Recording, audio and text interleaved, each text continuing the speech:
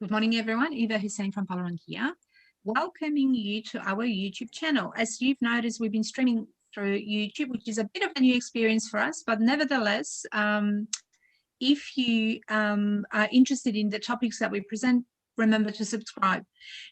I would like to welcome this morning, Melbourne morning, evening UK time, Kasia Bavran-Stewart. I have met her, I think, a couple of times, and I've even seen her in action interpreting at the Polish consulate. Good morning, good evening to you, Kasia.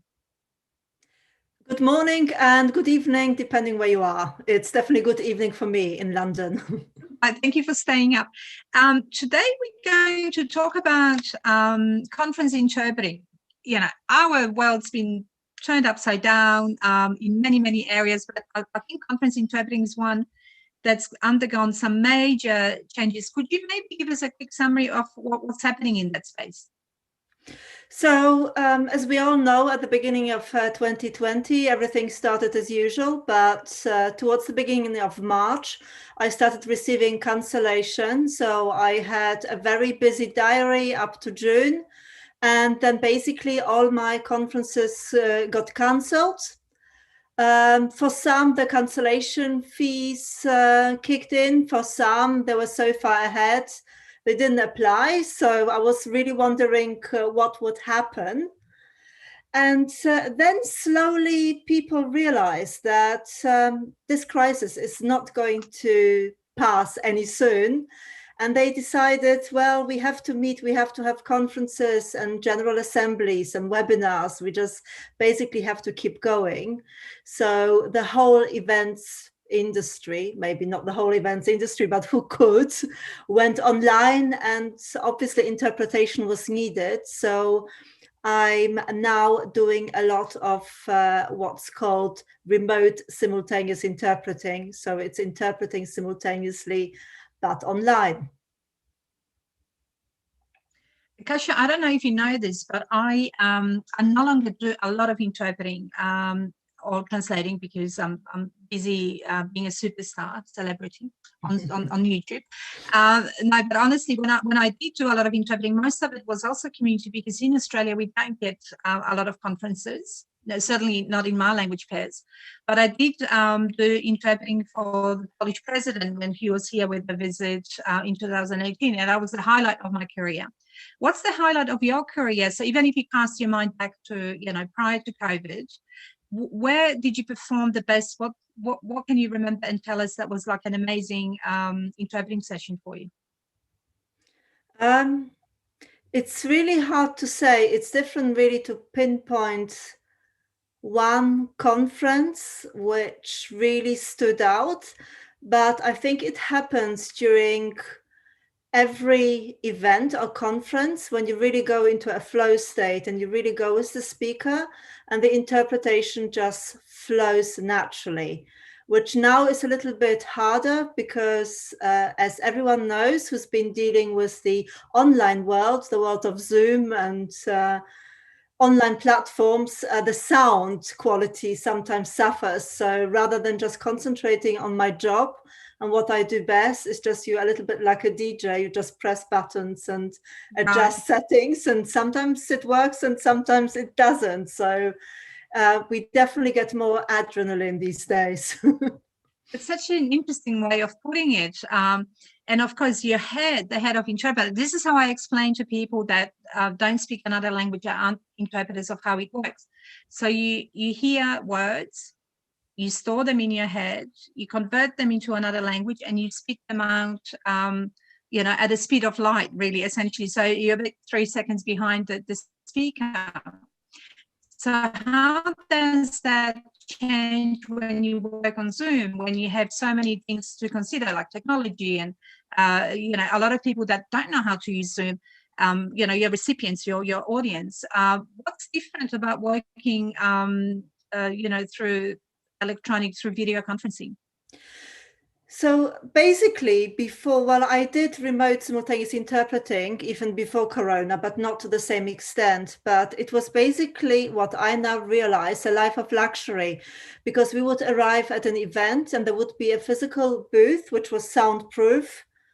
And there was a console, but it's second nature for us to work with it. And you could just simply concentrate on listening, on converting the message, listening for the intention of the speaker, and just doing your job, which is hard enough.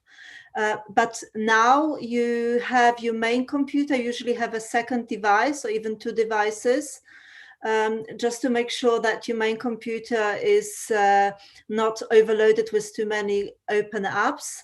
And on the other devices, you've got your glossaries or some supporting materials, presentations. And then quite often, if the platform you're working on doesn't have the so-called handover function, because in conference interpreting, you always work with a partner if you work longer for half an hour, you have to have your WhatsApp application open. So I think the trick is to test as much as possible. So ideally, especially if working on platforms like Zoom, which are adapted to conference interpreting, but are not designed for conference interpreting, it's always good to have a dry run because issues arise, and always have a plan B and just keep calm and just try to make the most out of a situation, basically. Kasia, would you agree with me that this was going to come anyway into our industry, and it's just that the pandemic has brought it closer and faster and more sudden? That's question number one. And second question, are there any benefits of working through video? There are things that are more challenging, but for example, you don't have to travel, or is there any aspects of video of doing video interpreting that's a benefit or advantage? Okay, so I'm just going to tackle your first question or your first statement first. Well, the answer is yes and no. Yes, so remote interpreting was coming. However, we're humans and we always need human contact. And what I hear from many delegates, especially during in the course of large networking conferences, they really need that human aspect, and they still want to meet. And some appreciate having interpreters on site. So, well, yes, it was coming, but I think we will go back to in-person conferences as well. And now coming to some advantages of remote, of course, there are many advantages, because it's, I think what's definitely coming to stay is smaller meetings, let's say webinars, introducing a new product, introducing a new drug, introducing a new strategy, communicating with employees globally. So for shorter events where with a very strictly defined goal, such as communicate a new strategy, introducing a new brand, this is definitely quite interesting. Also for smaller meetings like steering committees, I think you can meet more often and it's very cost effective. And also, once I actually interpreted during a medical conference, it was a conference on people living with rare diseases. And they were all very disappointed they couldn't meet in person and network. However, some people are so poor in terms of their health, they would not be able to travel, and they could still participate in the conference. They could still network and listen in a multilingual setting to the conference. And also on us conference interpreters, the travel aspect was quite hard. Personally, I didn't really mind because I love traveling, but I would be literally being based in London and working mainly in Europe. I'd be in a different country every single week, which is exhilarating, exciting, amazing, and really, really exhausting at the same time. Yeah. So I think I'd like a hybrid solution. I would really want in-person events to come back so we can travel and meet again. But at the same time, maybe less often. And also it's kind of easier on the environment not to be up in the air all the time, but just in front of the computer in my home office. I think we all are praying silently or otherwise that things will go back to normal. But of course, the normal might not be the same as what we used to. And I think some things will definitely change. And I think the nature of interpreting and translation work has already changed, I think. But I wanted to get your opinion about this thing. So every now and then, like somebody writes an article or somebody develops an app or somebody develops Google Glasses or whatever it is, and it's like, oh my God, this is the end of interpreting as we know it. That's the end of translation. Translators are no longer needed. Interpreters are no longer needed. That's not going to happen, is it? No, I think it's the end of interpreters who don't like technology, because I think it's going to be very, very hard. But I think, technology is here to stay. There will always be new developments. I think that's what people used to say about translation and computer aided tools, CAT tools. Everyone was saying, oh, it's all going to be machine translated now, but not really. It was just incorporated into the practice of translation. So yeah, I'm quite positive. I don't know, maybe one day we will be replaced, but who knows who else will be replaced? Lawyers, surgeons, who knows? So yeah. Well, that's the thing. And I think the other thing is, yes, we can, but should we is the other question. So it's like, we know that computers can write books. I've seen this documentary where a script of a film was written by a robot, by a machine, and they made a film based on that. So, it didn't make a lot of sense, to be honest. But tell us, Kasia, how do you prepare for a video interpreting session? So we've already covered that it's pretty demanding. It's pretty stressful because there's so many other elements you have to take care of, and you're mostly working from home. How do you prepare as an interpreter for a session via video? So obviously I prepare the same as I would prepare for an in-person conference in terms of preparation with the material. But apart from that, you basically, it's good to restart your computer or your several devices. And in terms of applications like Zoom, check you're working on the newest version. Make sure your equipment works, your headphones, your microphone works, your camera works. And if not, it's always good to have a spare pair. You always need a plan B, basically. And also what's really important, you really need it's not just working from home. You can't do it on your kitchen table. You really have to have a home office or something resembling it or adapted to it, because you need a solid Ethernet connection. You can't rely on Wi-Fi. If you ever interpret for people who are connecting via Wi-Fi, it's quite challenging because the sound is not the same. And also you just have to have enough space for your cup of tea, for your notes, for your several devices, and a sign on your door saying, do not come in, I'm working. Right. And I'm going to change the gears a little. How did you become an interpreter? What prompted you to pursue this as a career? Oh, that goes back quite a long time. So I'm quite old. I graduated in 2000, and then I spent the next, several years just working in media and technology companies using my languages, but not as a linguist. And then one day a friend of mine asked me if I could translate some files for her, and I did it really badly. And I just realized it's something you have to become and train as. And I decided to become a translator. I passed a diploma in translation. And I was working for a translator first part-time while still keeping my office job. And then when the financial crisis of, when was it, 2010, 2008, 2009 happened, I lost my job, but I still had my translation career, which was really lucky. And then I trained 5 years later. I trained as a community interpreter.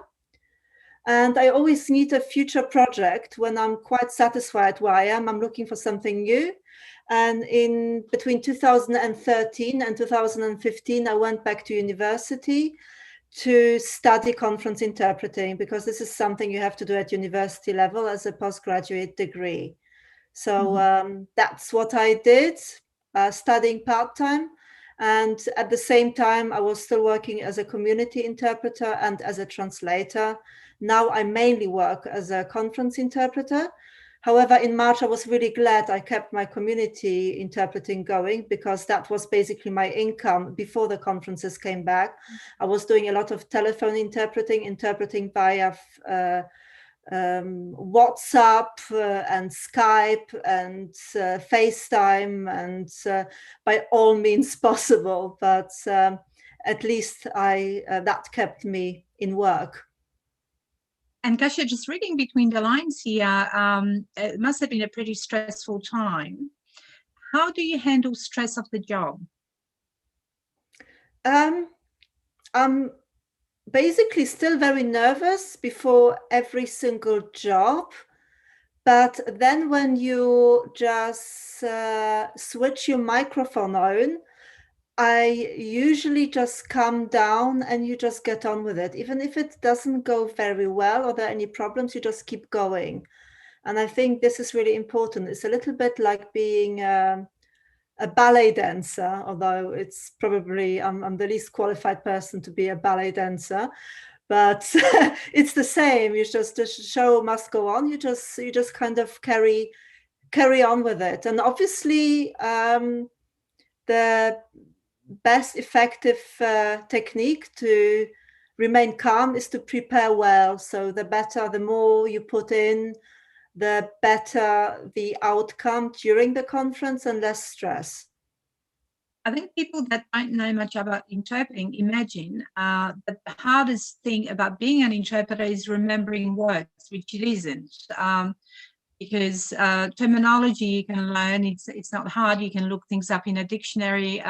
Of course, when things need to come like that, it's quite hard. But what would you consider like the more challenging aspects of the interpreting job? And I would think that stress management is probably one of them, where sometimes it's either feast or famine, and in a situation like COVID, like everything was cancelled. What do you do? Okay, you need to think on your feet, and then there's a community interpreting, which is great.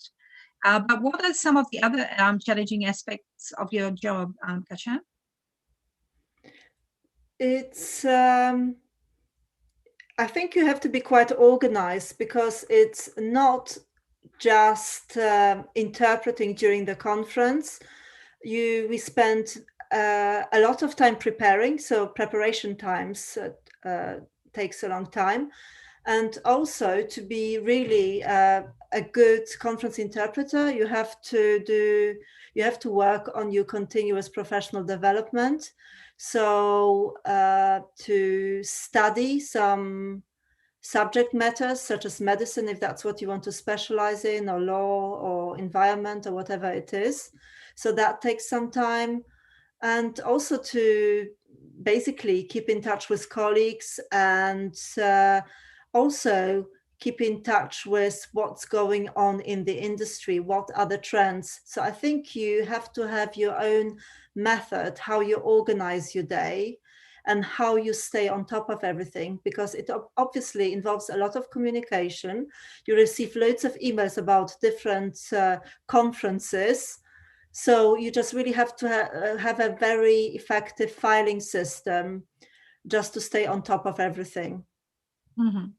That sounds both very interesting, and I guess you have to have a type of a personality to be able to cope with that, because as an interpreter you need to be a performer. It's a little bit like being an actor. I guess you're repeating other people's words, so you're always on a high. On the other hand, without those organization skills you mentioned, and being really precise, and also continue the learning, because the world doesn't stop.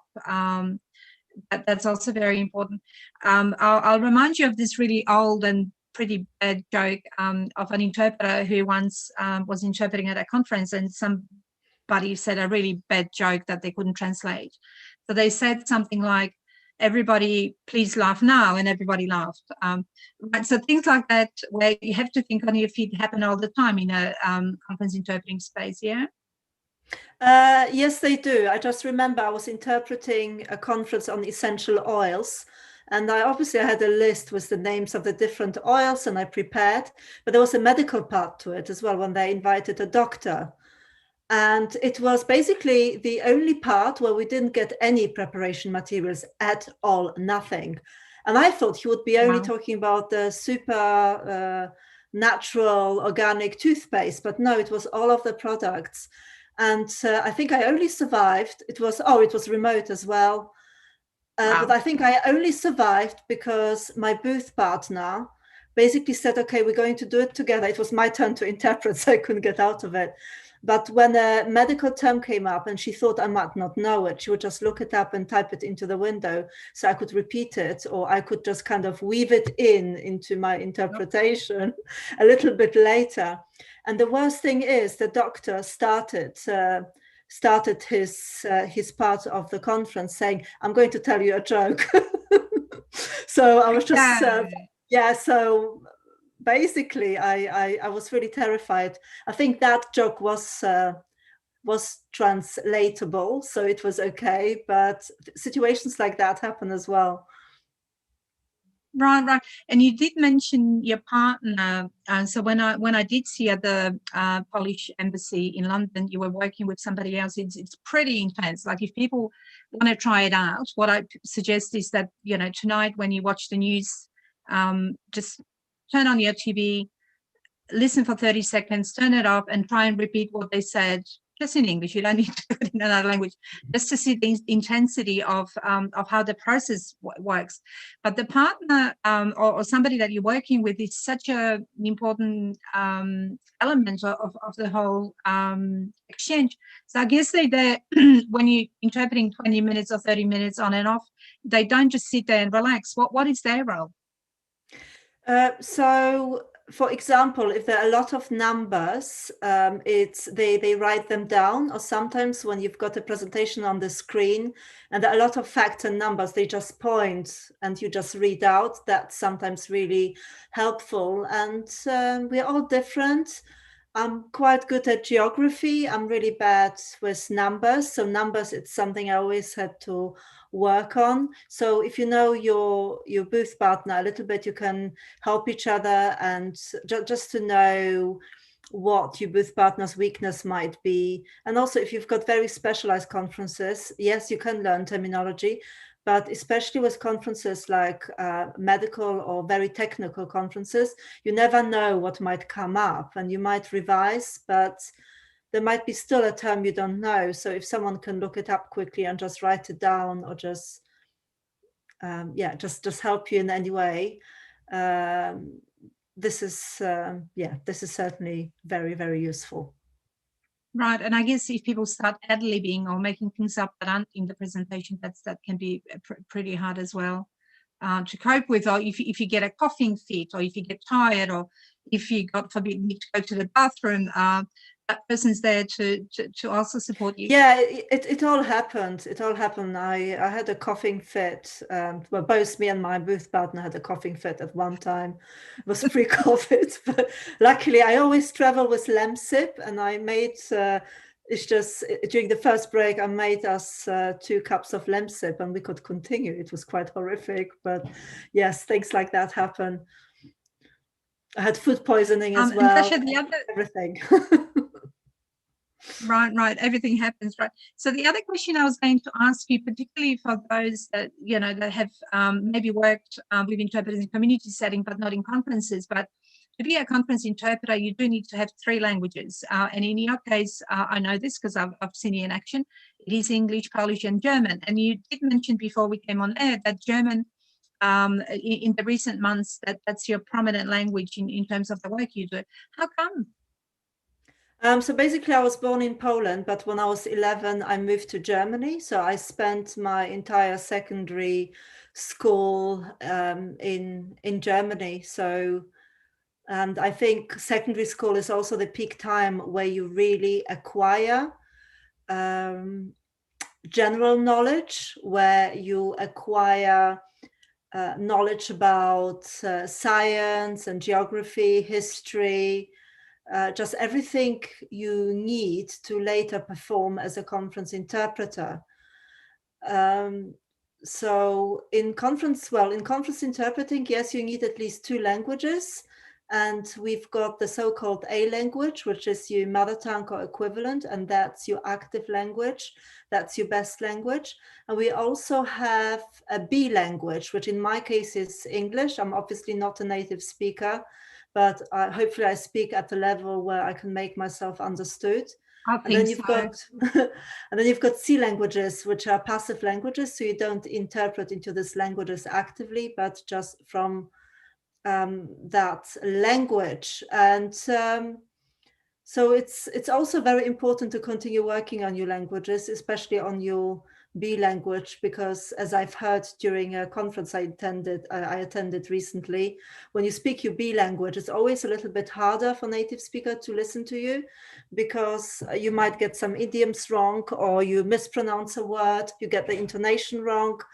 So for this reason, you can never just tell yourself, oh, I've been living in the UK since 1995 in my case, so I can just relax. You basically always have to, conference interpreting always keeps you on your toes, because you have to actively work on your languages and acquire more general knowledge, to acquire more terminology, and just be well equipped when you get stressed and you have to cope. Yeah, well, I'm actually in awe of you, because it is such a complex job, really, to do it well. We've got about 4 minutes for questions. It's been very interesting. I think you're a great advocate for the profession. So I'm very, very pleased that you were able to join us. Angie, I'll hand over to you just for a few questions now. Thank you, ladies. Do you think the interpreting industry is adapting rapidly enough to the changes in the market during this pandemic? I think it's adapting as well as any industries do. There's a lot of development. There are a lot of dedicated interpreting platforms specifically designed for conference interpreting. And let's not forget that conference interpreting is actually a small specialized niche sector. So I think there are many tools being developed. At the same time, with remote simultaneous interpreting, I must say, I really wish for better sound quality. And if that could be improved, but it's difficult, because as interpreters, we can have brilliant equipment. The platforms might work well, but it's, other delegates, other people are also working from home, from the home office. So it's difficult. So yes, I do think the interpreting industry is keeping up, and I look forward to further developments. Let's see what the future holds. Can you tell us a little bit about some of those unusual interpreting jobs you've done in the past? Yes. So, for example, once I was interpreting during a live art performance. So this was in a small gallery in London, and this was a Polish artist who had like an installation piece. So it was like a walk-in art experience. And she also hired a group of interpreters. So there were 2 sign language interpreters, and we were supposed to interpret everything she was saying in Polish into English. So we were part of this art installation, part of this art experience. So this was quite unusual. And another example I like to mention is I was hired by a video company to travel to Poland, to Warsaw, and visit gamers in their homes, and interpret during interviews between the technician and the gamers. And the end product was a video for a large software company. So it was basically gaming habits of different European nations. So that was quite fascinating. Thank you. Definitely never boring. And I think, sorry, go on. Sorry, you can just continue. Sorry. No, I was just going to say that it's a job that's never boring, because you really need to, I guess, in this work, respond to what the market brings or what the topic is, and it's sort of like it's a very dynamic job that responds to what the clients require. And I also always say that you'll only sound as good as your interpreter.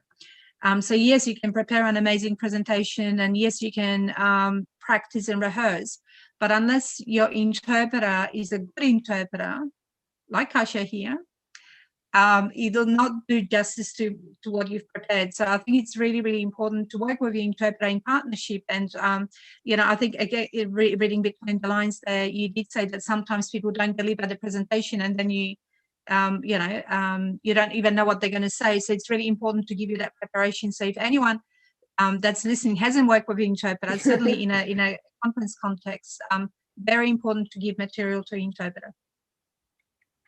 That's right. All right, Andrea, I'm going to hand over to you then for maybe there's another question, or if you there's one more question I wanted to ask. So, Kasia, are the remote and conference interpreting jobs slowing down now? No, I've got a lot of work. So they're not slowing down because there are no in-person meetings. Largely, they're more the exception rather than the rule, and people have to meet. So no, it's not slowing down. Well, we've been very, very privileged to have you as a guest. Thank you for staying up for us. Thank you for sharing your knowledge, your bright personality, your anecdotes. I think we've all learned a lot. When I come to London, whenever that is, we'll have that coffee that we've been kind of planning behind the scenes for a long time. But this is kind of second best. We all need to do what we need to do. So thank you so very much for joining us and giving us a bit of peep into the behind the scenes of the interpreting industry. Thank you very much for inviting me. Have a good day. Okay, and we'll see you soon. Thanks, Kasia. See you soon.